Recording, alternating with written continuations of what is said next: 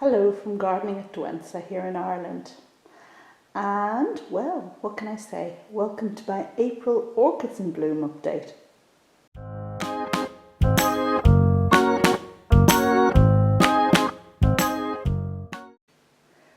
So welcome to the video, and I suppose the first thing I need to preamble is that this video, as you've probably already seen, is going to be rather long. So get yourself a cup of tea, put your feet up and snuggle down. But if you don't have time to watch all of the video now this time round, then just watch half and bookmark where you got to, and then you can come back and see the rest another time. I just don't feel like rushing through all of the orchids that I have to show you, and I'm sure you don't want me to rush through them either. Okay, so as usual, I've assembled the orchids I have in bloom on this table here, and they're looking pretty good, and we're just going to talk right through them. Now, anyone who's been watching my videos for a while will know that I put all my orchids in bloom here in my kitchen on this west-facing patio door window type thing, and that's where we're going to take a look at today. Now, this isn't where the orchids grow, but it's where I put them to best enjoy them when they're in flower. And we're just going to move in here on this very creaky floor, you have to bear with me, and start, I suppose, at the top with Frances Fox. Now, isn't this the most gorgeous Cattleya? I just think it's absolutely divine. One I yearned for many years before I finally managed to source it and get my hands on it. And it took a while to flower. It aborted flowers twice, but at the moment I actually have two beautiful blooms in flower. Now, orange is my favourite colour. I really have a weakness for it. And this just sings to everything that I love in plants and in flowers in general. Love the pink markings there on the lip. Not so mad about the spots, but yes, they do add something to this gorgeous, gorgeous flower. Now, Frances Fox is quite a large plant, as you can see, and she has a second flower spike at the back here. Let's see if I can get in to show you. Over there, which I think only has one bud, but that'll do. That'll be good for me. Now, I rushed to make this Orchids in Bloom video now because I'm just a bit fearful that Frances Fox is going to start to go over, and I really wanted to, gosh, it's noisy in here today. I really wanted to show you her in her full glory. The top petal here does not stay up.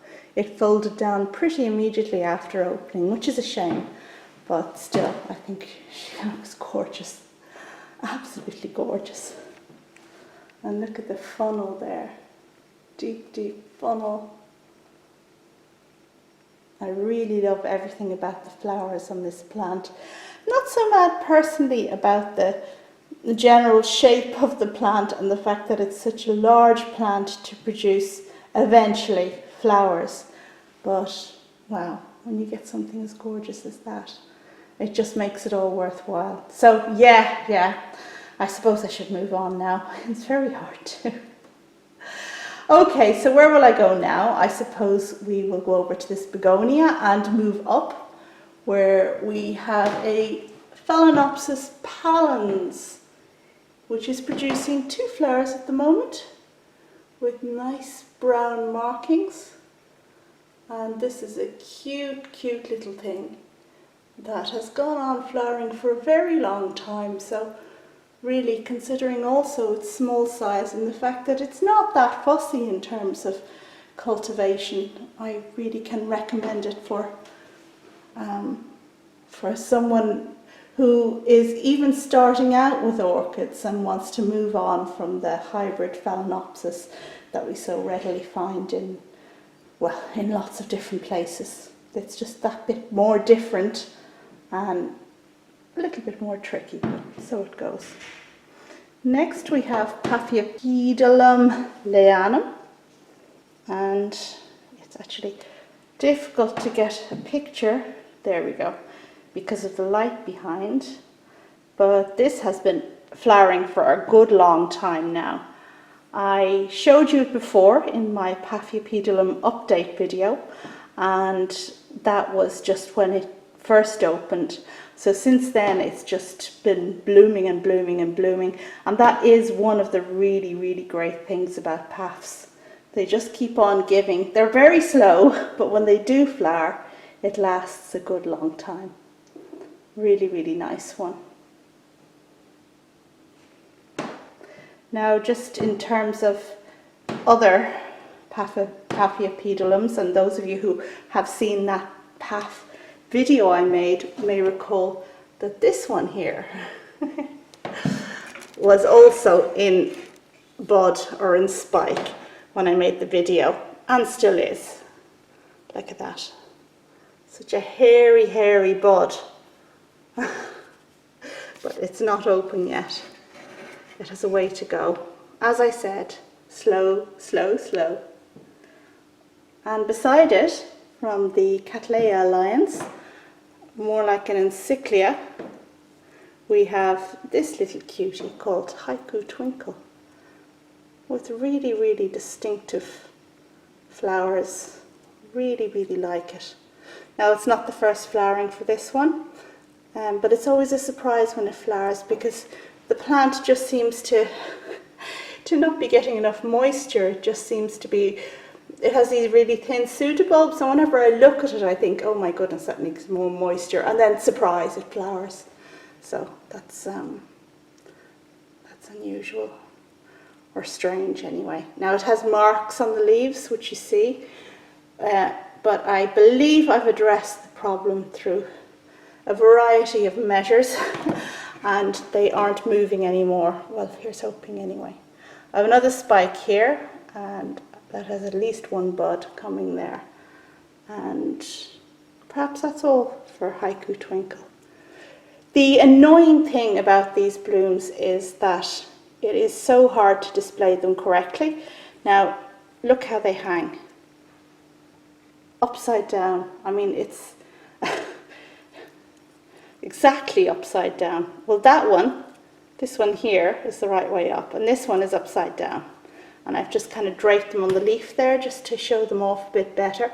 But like so, one is the right way up and the other is upside down, and it's always that way. So infuriating, because the flowers in themselves really are pretty. If you take a close-up picture and put that up on Instagram or Facebook or somewhere, you're going to get loads and loads of likes. It really is nice, but small.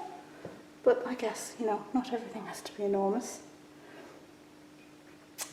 Before we continue with the orchids in bloom, just glancing down here, just to let you know that my Phalaenopsis that you saw me buy at Werther has not yet opened, but the buds are plumping up nicely, so hopefully next time round I'll be able to show you that. And I've moved back up here to the main table to continue with my little tour of orchids in bloom. And this time we're going to look at the Psychopsis. And I love Psychopsis. I love that colour. Orange again, it's just speaking to me. And I love its mad antennae. Look at that. Such a mad thing. And I love the way that it defies gravity in such an astounding way. Such a thin spike that comes up, and then the flower just bobs around like that. Of course, with Psychopsis, as we know, the flower spike lasts a very long time, and the plant continues to bloom from the same flower spike for many years. So I hope that this will continue on. Look at that there. It really looks like there's a little person or something. Do you see that? Very attractive. So this is one of two Psychopsis that I own, and the other one has flowered beforehand and is in bud again. but doesn't currently have a flower. And that's it up there at the very top. You see that? So next time you check in, hopefully I'll have some news in this department. So moving on from this wonderful Psychopsis, to the right, I guess, we find an Encyclia, our Prosthechea cochleata, recently repotted and producing lots of sprays of small flowers. They're not that tiny, but... And here's another spike up here.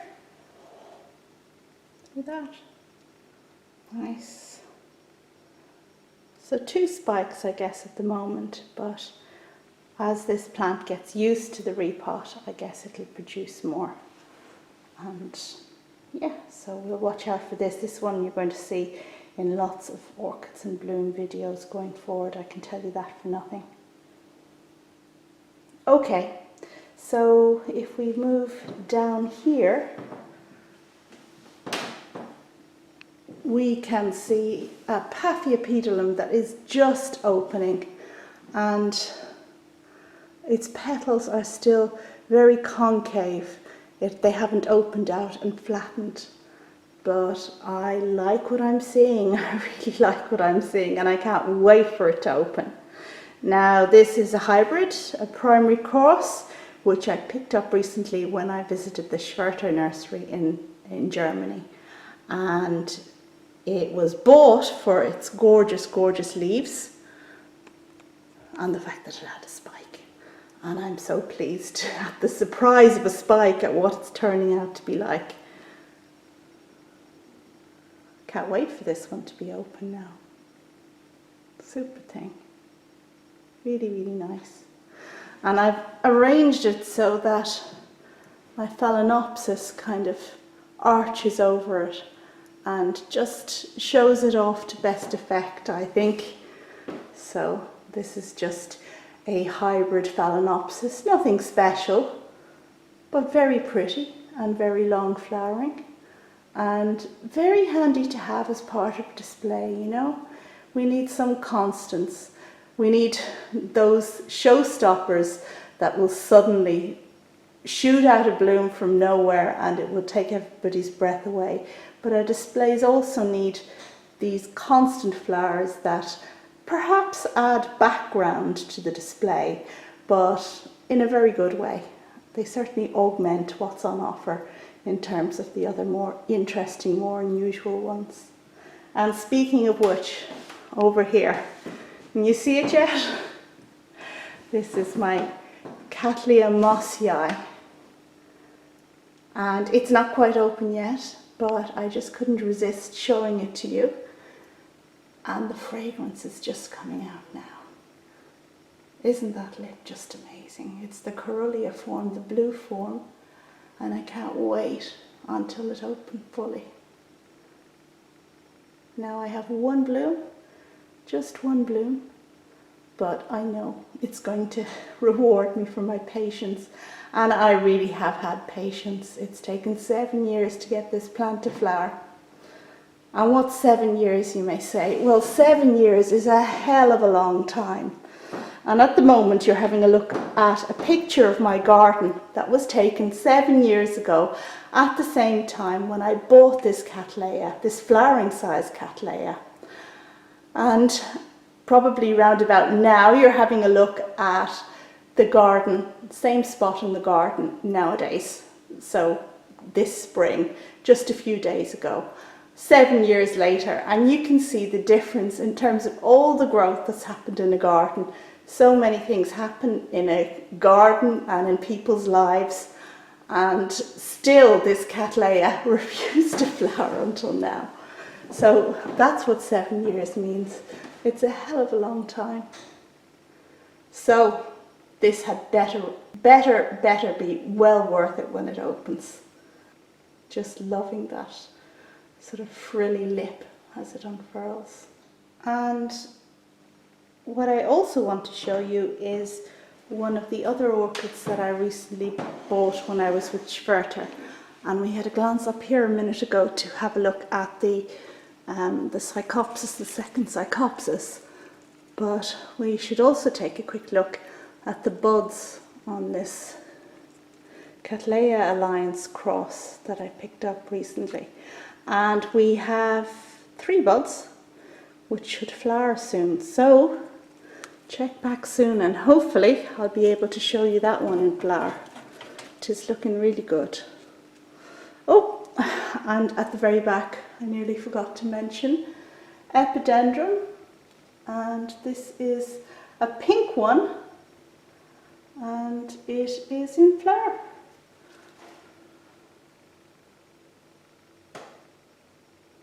Super flowers on a very, very, very, very long stem, and it's producing kikis as well,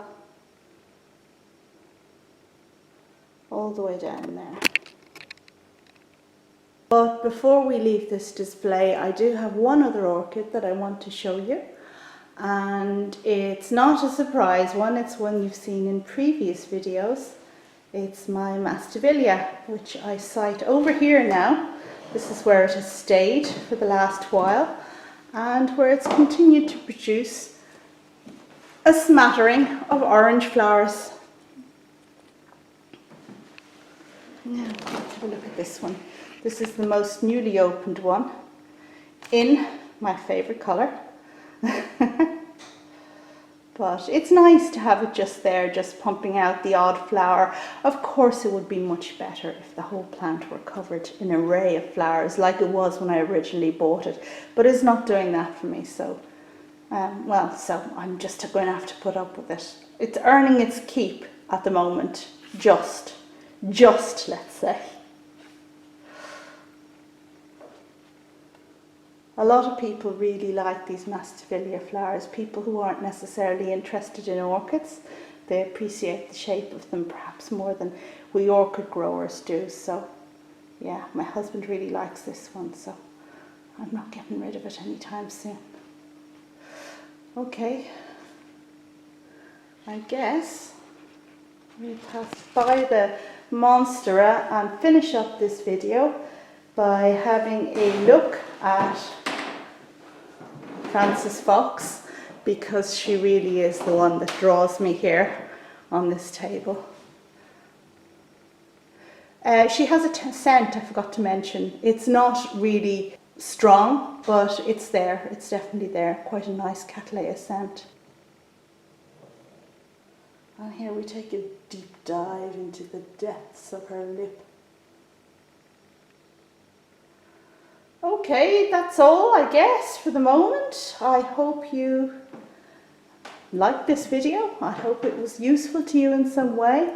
Perhaps you're growing some of these plants yourself and you have a different experience or a different timeline in terms of getting them to flower.